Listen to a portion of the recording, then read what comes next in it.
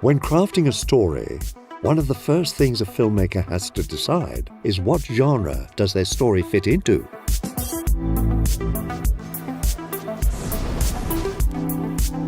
Genre is an important aspect of storytelling. It's a way to let your audience know what to expect, and sometimes surprise them. Okay, did not see that coming. Today we will explore many kinds of genres.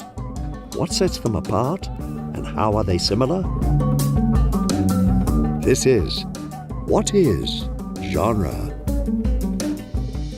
Spoiler alert for the following movies. Ready? Teach me.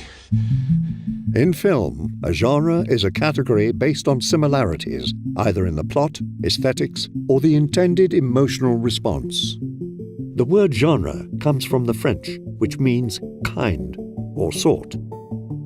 The concept of genre can be traced back to Greek philosopher Plato, who believed there to be only two genres, poetry and drama.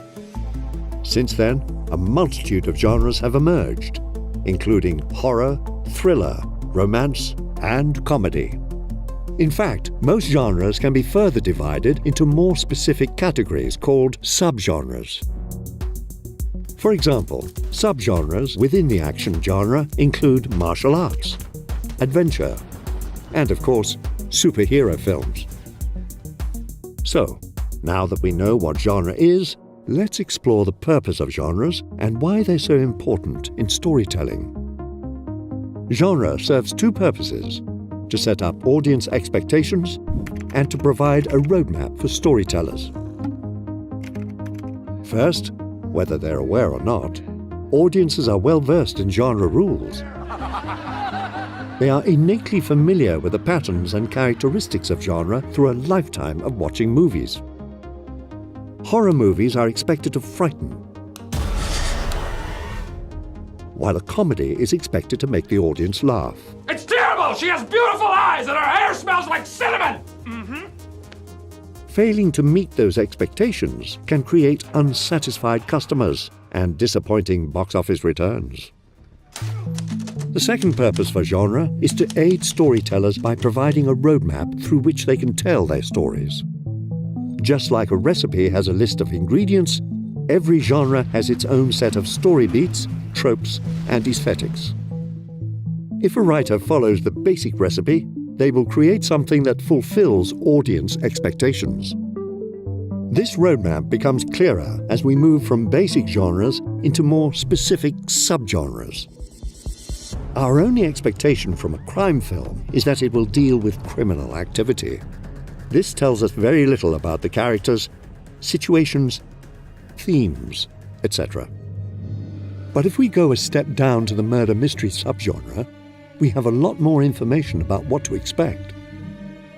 We can guess the basic plot. A murder takes place. The structure: a detective interviews suspects and collects clues until they solve the mystery. We can even expect a specific type of scene, the big reveal of the murderer in the end. Giving the audience something familiar and something new at the same time is not easy. But this is the tightrope writers must walk while working in genres. As Robert McKee points out, writers must not only fulfill audience anticipations or risk their confusion and disappointment, but they must lead their expectations to fresh, unexpected moments or risk boring them. In other words, to use genre effectively, writers must know the rules inside and out, to know where and when to give the audience something unexpected. Detective! You're looking for me.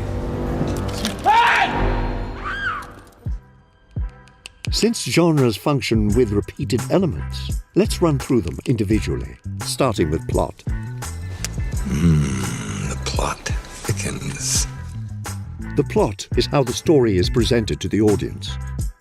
Many genre films follow the same basic narrative structure: major story beats, and even specific scenes. For example, in romantic comedy, we begin with an introduction to the two leads. They have an awkward introduction called a meet cute. Hey, Sugar, you looking for a date? No, I want to find Beverly Hills. Can you give me directions? Sure. For $5. You can't charge me for directions. I can do anything I want to, baby. I ain't lost. They fall in love. But eventually, a big obstacle breaks them apart. I've never treated you like a prostitute.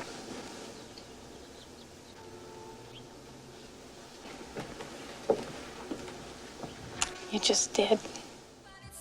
After some soul-searching, they are reunited, often with a grand gesture, and they live happily ever after.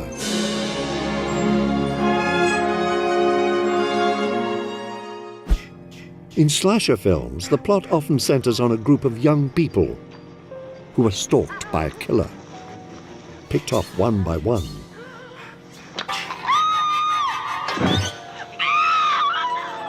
Until the final girl is finally able to stop them. For now.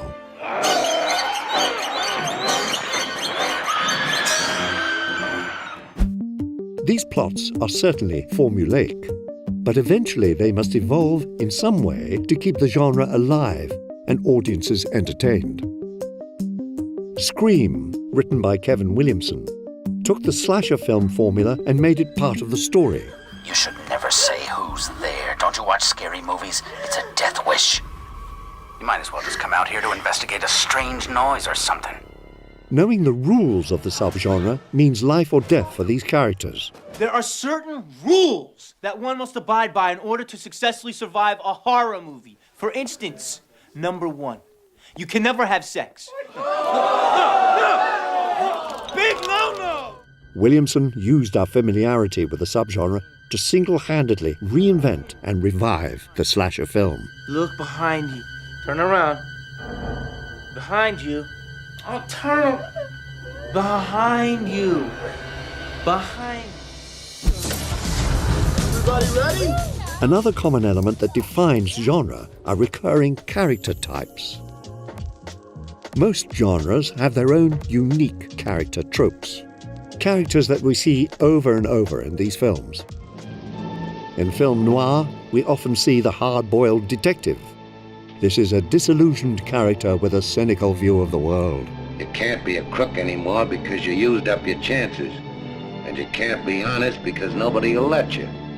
They are vulnerable, broken, and often misled into danger by another common noir character, the femme fatale.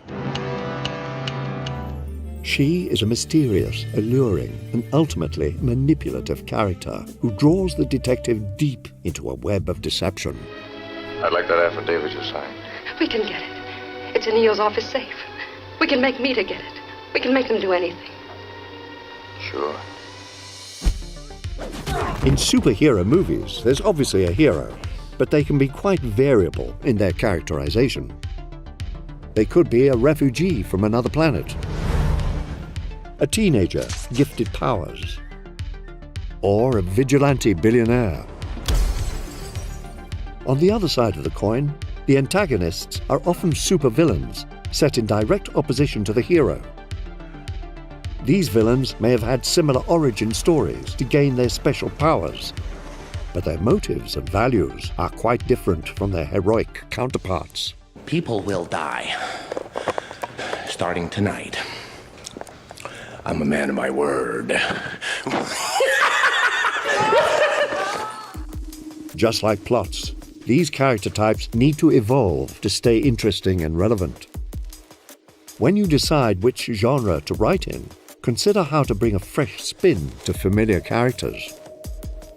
So far, we've kept our focus on the genre elements that are put on the page. Now, let's look at how presentation creates genres on the screen. Presentation is how the formal elements of a film are put together. Cinematography, costumes, editing, music, setting, atmosphere. Elements like these also play a major role in defining film genres. For example, from this shot alone, we automatically know the genre. Vast and expansive landscapes that evoke notions of natural beauty, conflict, or loneliness. In fact, westerns are one of the only genres defined by their setting. For costumes, we get cowboy hats, sheriff's badges, and spurs. Props like six-shooters and horses. The shot choice and editing rhythms of the Main Street shootout are themselves generic tropes we all recognize. Westerns even have their type of music.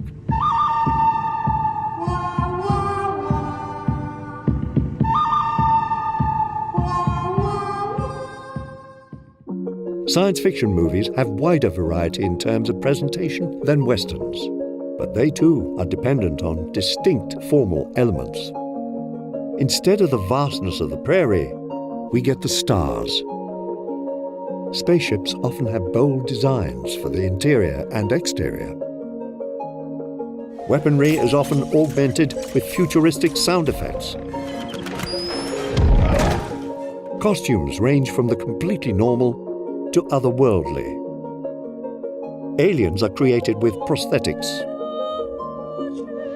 Classic sci-fi soundtracks used theremins and later synthesizers. The use of these formal elements is just as common and useful when presenting genre films to the audience. Now that we know what the basics of genre look and sound like, let's move on to creative exceptions of how filmmakers play with genre. Genre is a rule book for both the audience and filmmaker. A tacit agreement that expectations will be met, but with a new twist. In this way, genre is an ideal forum to subvert and challenge these expectations. And here are 4 ways this can be done. Okay, I'm listening. Let me get a pen. A spoof is a work of humorous fiction which focuses on specific genre conventions and exaggerates them for comic effect. Austin Powers takes on the spy subgenre. Allow myself to introduce myself. Naked Gun sends up police procedurals. Hey, look at that, the missing evidence in the Kellner case. My God, he was innocent. He went to the chair 2 years ago, Frank. Well, what's the use? And Mel Brooks has made a career out of spoofs, including his takes on the Western, Frankenstein, and Hitchcock movies. Subversion is when a filmmaker uses the opposite of genre conventions. It may be with atmosphere, characters, plot, or any other element that is within a genre. Like when Sofia Coppola soundtracked Marie Antoinette with modern music. I like to think it's a candy. A simple subversion like this can breathe new life into a well-worn genre.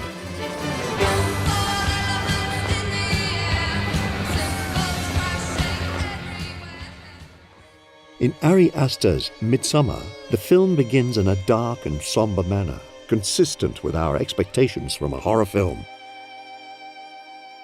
But then, the characters travel to the beautiful and pastoral setting of Sweden, which shockingly contrasts the gruesome horrors they encounter.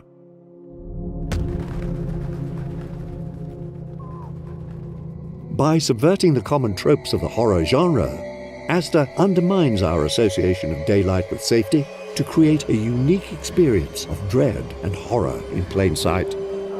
What's going on?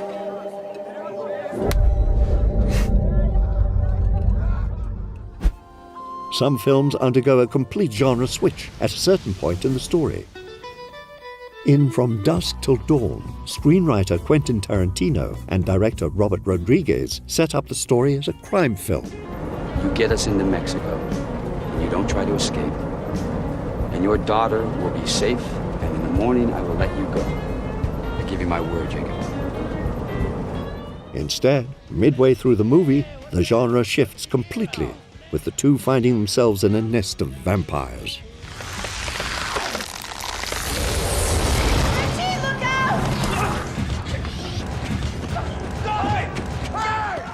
By switching, a filmmaker can avoid cliches and tropes that the audience may expect from a given genre.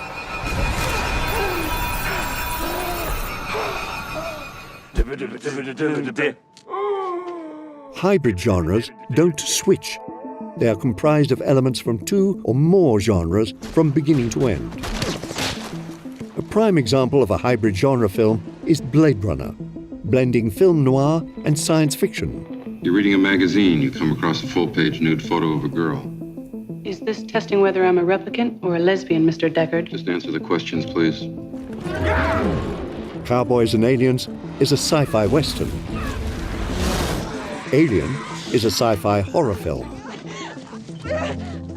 Men in Black is a sci-fi comedy. Hey, what's this thing?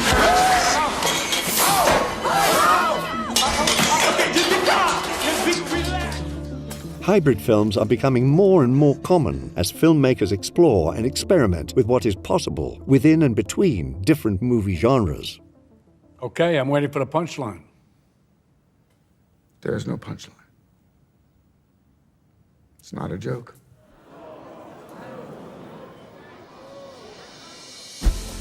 Film genres are constantly evolving, and the most successful filmmakers bend or break the rules.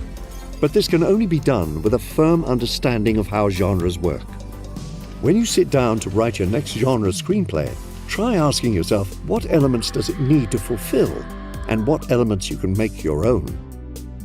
Following the Studio Binder video essay rulebook, this is the part where we bid farewell and promise to see you in the next one.